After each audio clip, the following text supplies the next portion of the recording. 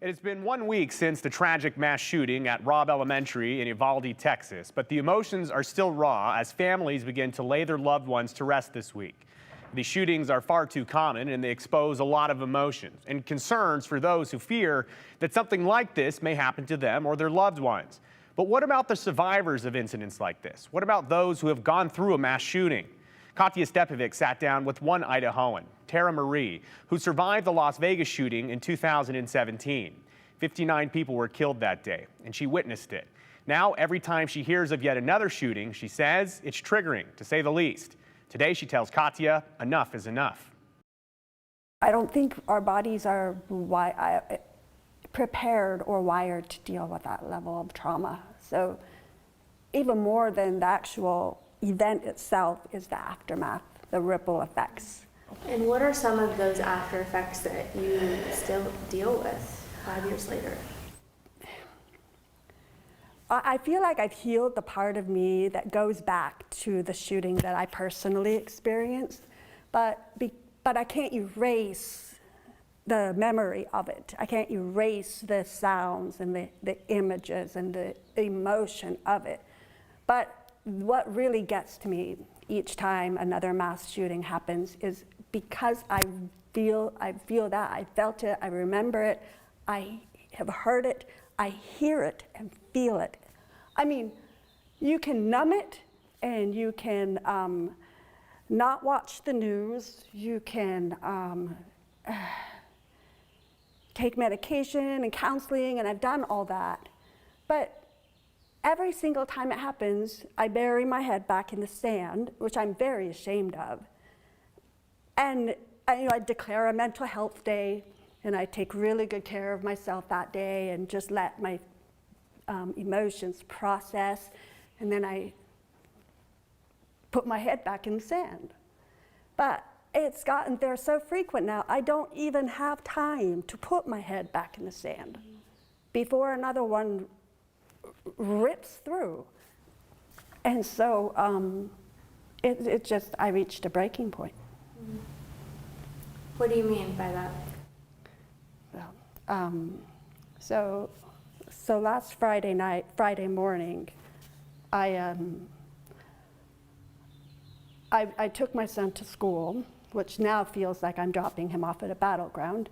But that morning when my alarm went off, and I woke up, I was in the middle of a mass shooting in my dream. My whole world just started going dark. And so I actually ended up finding my way to my medicine cabinet, and I almost ended my life. Literally the only reason I'm still sitting here today is because right before I did it, I remembered that I have 5 children. 5. I spent the weekend, Memorial Weekend, in on a 72-hour psych hold suicide watch. What's something that you want people to know about what you went through and what you have to live with? I just want the right to be alive. I just want the right for my children to be alive.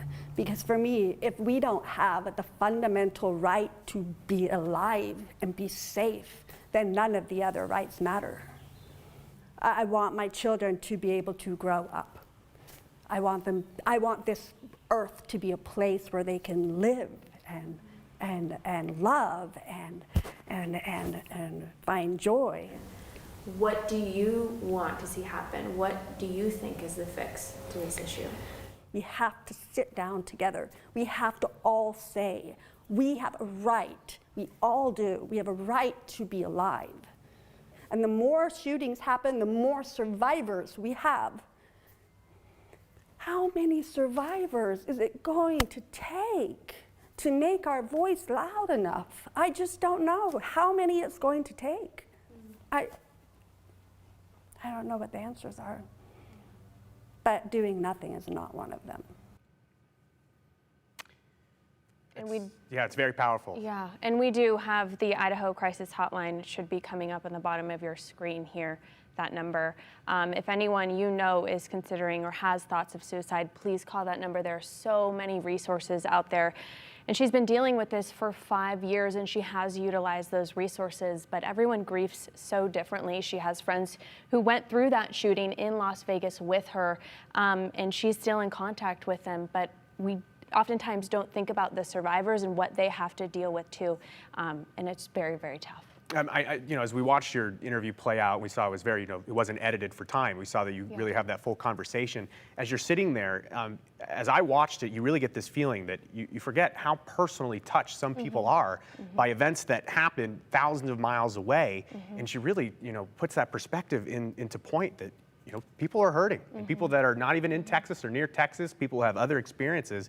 It's a very, it's a hard subject for everyone to talk about. And it just seems like for some reason, this happens to be the tipping point. Everyone is now saying enough is enough. We demand change and we don't want to see this anymore. Yeah.